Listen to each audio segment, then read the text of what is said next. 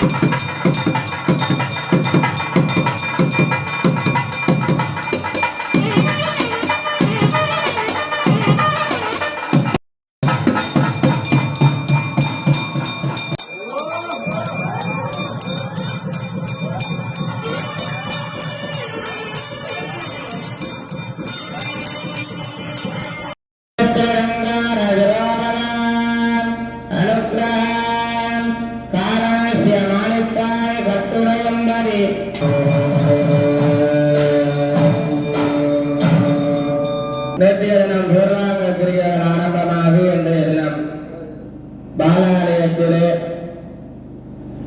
பெருமானுக்கும் பரிவார மூர்த்திகளுக்கும் குண்டாபிஷேகம் என்று சொல்லப்படுகின்ற பாலசாமன குண்டா அபிஷேக நிகழ்வுகள் இடம்பெற்று எப்பொழுது அறிவர்களுக்கு பிரசாதம் வழங்குகின்ற வைபவம் நடைபெற இருக்கின்றது.